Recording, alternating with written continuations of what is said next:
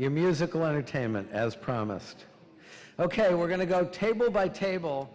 If you would like to name a mascot for your table, like the Bobcats or the Leafy Kales or something, go for it. So I'm going to turn to my right, and I'm going to, for no particular reason, I'm going to ask, let's go way out, the table way back there. If somebody would stand up, there will be a mic. Stand up and give your 2-minute summary, and you will have your paper also with your notes, and we will pick that up after you speak. So where are the mics? We good? That table right there in the back. The woman in the blue shirt.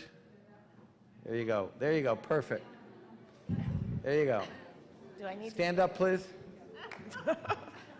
Okay. A lot of pressure. A lot of pressure here.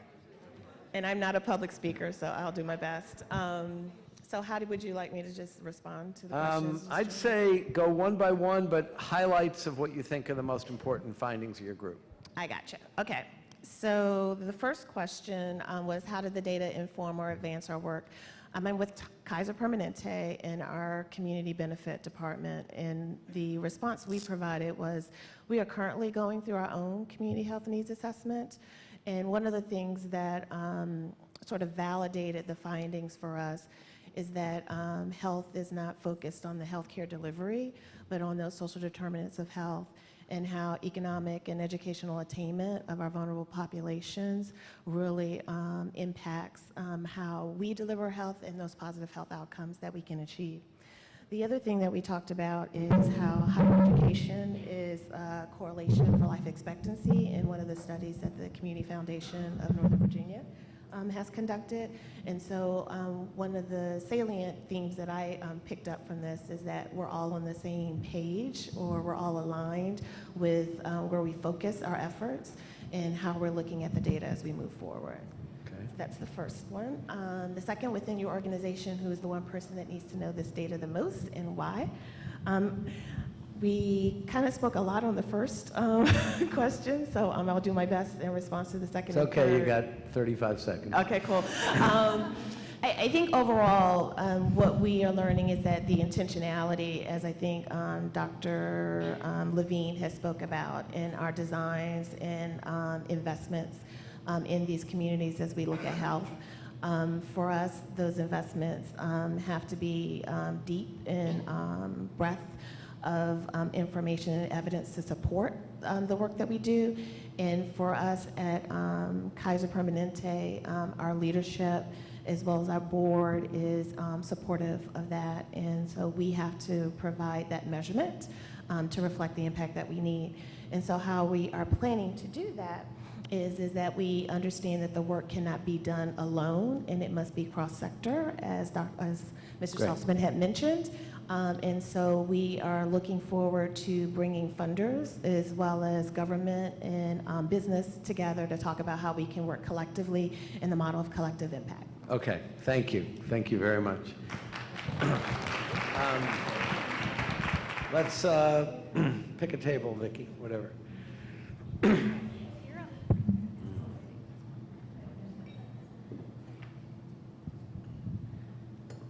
Okay, so the first question, we actually had lots of great ideas, but one that rose to the top for me is that the data makes us ask additional questions beyond those that are necessary for the service that we provide. So to ask clients additional questions beyond just those that are most obvious. Within our organization, who is the one person that needs to know this data the most and why? We had lots of different answers on that, but I think that on a day-to-day basis, that person that has that initial contact with the clients that we serve, that probably in our case, the social worker that we hope to have soon on board, but that, our eligibility person, that frontline person, and there's a hard decision between who that person and the one who's making the decisions about how our money is spent as an organization. Okay. And then the third question, what are we planning to do and how could we plan to do to address health across the sectors, is one of the things that we would like to see is to have health professionals or health providers involved in planning in other sectors in the community. Okay, thank you. Let's go, Vicki, where do you want to go next? Okay. All right, you ready? Who am I giving this to? I'm just going to hand it to someone. So for the first question, we have a bunch of different folks at our table who can leverage this for different reasons, but one opportunity is to use it to form collaborations with partners that we traditionally would not think to partner with, create momentum for moving forward on different initiatives and connecting the dots between different sectors, drawing comparisons and directing resources more strategically. Within our organization, we couldn't agree on one single person who should have access to this information. A common theme that we came up with was that folks who aren't currently at the table, particularly the populations that we're impacting, need to be represented, need to have access to this information for their own knowledge and well-being. And for the third cross-sector work, we are hoping to bring people together across different sectors through identifying, like I said, non-traditional partners, finding a community voice there, and we actually have some folks who are from George Mason doing research and looking to assess where those community connections are. So. Okay, thanks. Next tables, you're already hearing some ideas. If you had the same idea, either don't pass, say something, but refer to a new idea that hadn't been said before. But go ahead. Well, this one's easy. You can either assess that we gloriously failed or we intentionally just focused on one question. So we were really we were really animated about how could this data inform or advance your work. And so I think the reframing the question, as Dr. Levine and Dr. Wolf had talked about, let's look at the data, just the power of mapping in some ways, but not asking the demographic question, but asking the health question.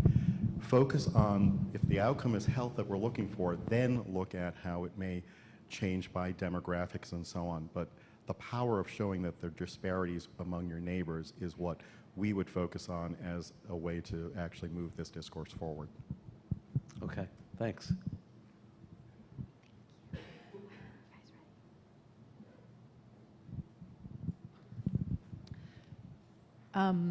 I would say ditto to what has been said. One thing I tagged us the frontline warriors. A number of these people are working at the front lines, and the data wasn't new to them. They experienced that every day, but what they felt was that having this data in an official report collected by a university gives credence and backing to the gaps and the deficits they see, as well as the assets, and the importance of looking at both the assets here as well as learnings from other communities that are successfully working on these issues would be important to share. In terms of who needs to get the data, we talked about planners, policymakers. What do policymakers care about? If people move away from their communities because of the lack of housing, because of the lack of good health resources, because of lack of behavioral health, that gets the attention of policymakers. And then taxpayers. How can we help taxpayers understand the impact of needing to invest now to save themselves money later, as well as to maintain quality of life for themselves and their families? So we don't feel like we're making a good case for that, investment. And then we didn't really talk about the planning to do, but one of our members is from COG, and she mentioned that the region, as a metropolitan region, is looking at this data also, and perhaps bringing together all the disparate, disconnected efforts in this way would be a way to really be impactful. Okay, thanks. Thank you, thank you.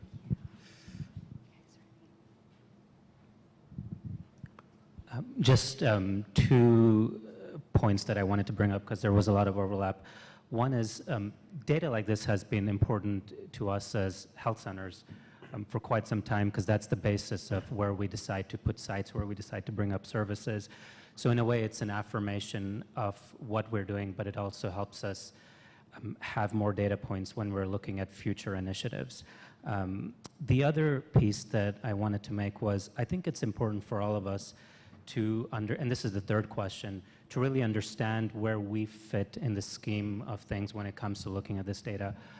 Us as primary care providers, for example, we're providing healthcare delivery, and a lot of this is about the social determinants of health.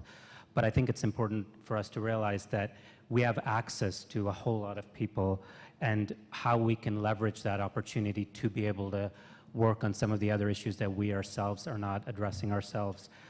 Sometimes it's challenging because as a primary care environment, we tend to be dealing with a lot already, but I think being able to deliberatively look at this and then decide how we can make a further impact and then trying to advocate for resources to be able to do that is important. And that's why data like this is very, very important for everything that we do. Thanks. It's good that you all designated people. It's amazing.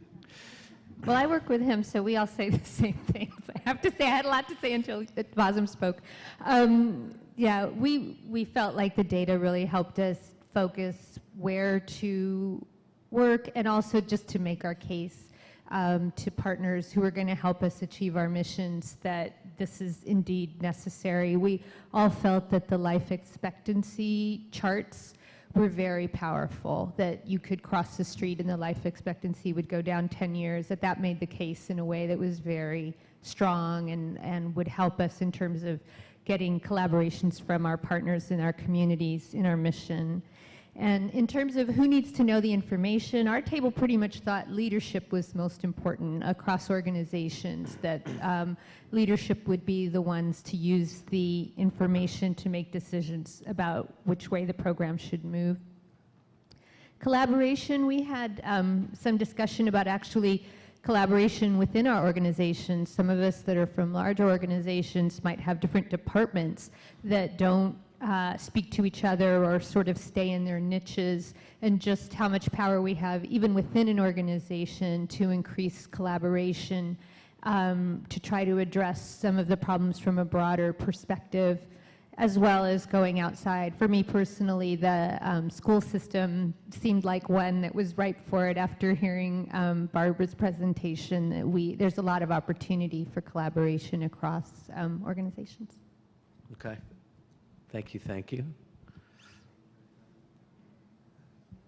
Thank you. So we had a great discussion that centered largely on the first question, but much of it got into gaps. With data, you have a concrete direction in which to move forward and then shape a lot of the plans that are currently in place. We were fortunate enough to have a number of stakeholders from the Partnership for a Healthier Alexandria here, and with that, we work with a Community Health Improvement Plan.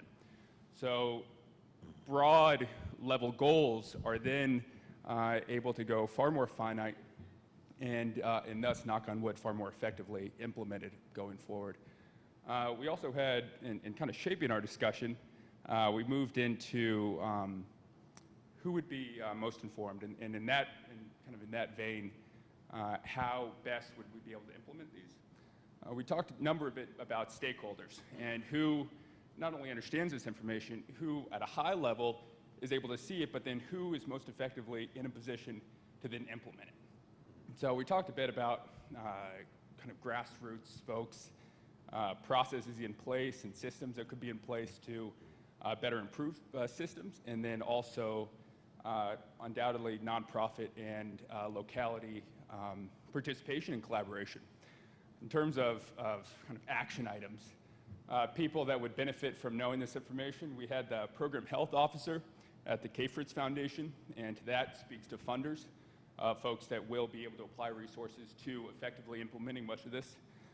We also had the Office of Performance and Accountability within the City of Alexandria, and let me make sure and then Department of Community and Health, Human Services in Alexandria as well. So I'd say at least on an Alexandria side, we're pretty well armed to move forward, and it was thank you for That's good. Facilitating this. Okay.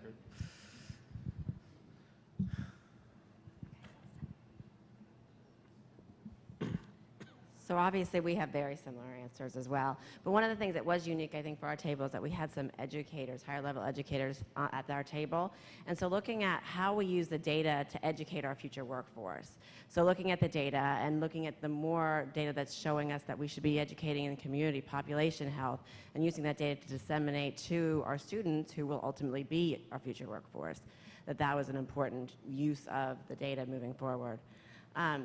Within the organization, who is the one person? Our table really felt like there wasn't one person, that it really is using team and interprofessional teams to really evaluate the data using different lenses so that we are, all of us tend to congregate to like-minded people, but oftentimes when you put together teams that are from different professions, you get a better outcome by evaluating the data differently. So less than one, but definitely teams. And then what's it planning to do or could do to address the health across the sectors? Obviously, just continuing to collaborate, and then that workforce development really was an important topic at our table as well. Thank you.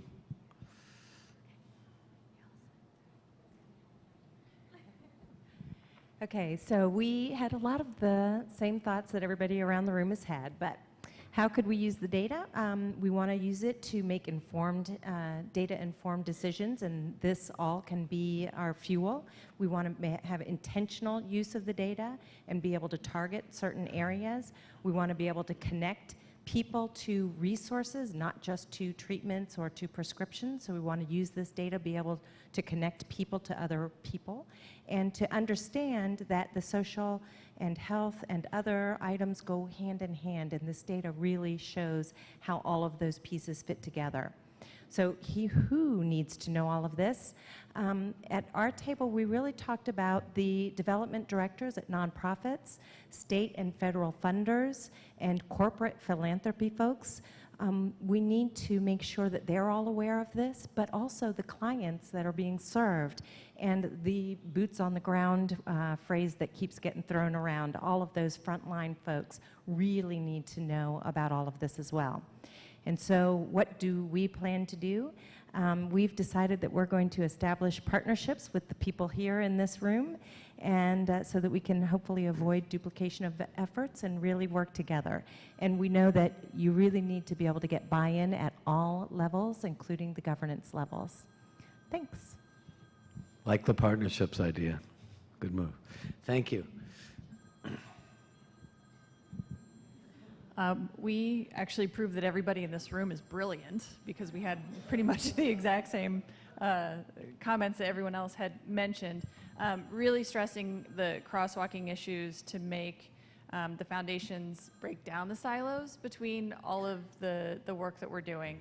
There's so many people here who represent different aspects of behavioral and emotional and social health that I think there's a lot of opportunity there for sure. This definitely sharpens the case for funding and helps us to clarify the issues. A lot of these things, for a lot of us who have been doing the work for a long time, it's intuitive, and this sort of proves what we've known for some time. In terms of who needs the data, it's sort of the same thing that everyone else has been saying, but the faith community to advocate policymakers, decision making and making investments across the community, school officials, housing advocates, business leaders, community organizers, etc. And what we are planning to do, this is really, as folks have mentioned, helping in grassroots advocacy and the storytelling that we all do. Co-location of services so that we can sort of break down the silos and then build up the strengths that we experience. Focus on behavioral health, using the research-based studies focused on impact beyond one factor and including multiple factors. Collaboration, of course, is a big piece. And then the translation between the data, people on the ground, and the people who are making the decisions. So. That was one long sentence. Yeah. Thank you. It was really good. Thank you. We have one more table.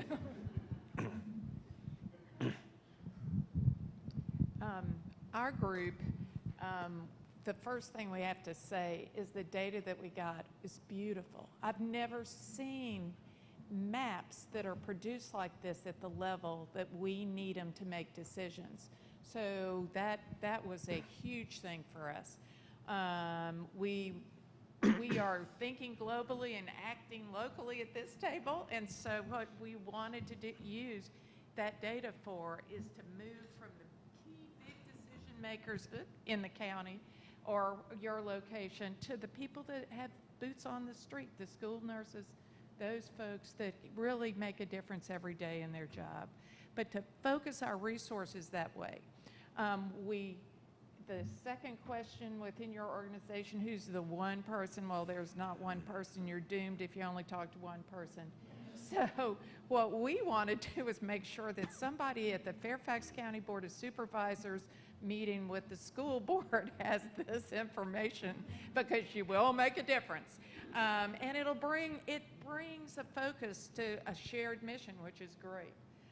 And then finally, what are we planning to do? We know we're a rich community. We know the work that we do is important, but a lot of us don't know what the other one does. And building around strategies, we talked about speed dating, some of us will know what that is, but ways to focus and work together so we can learn from each other.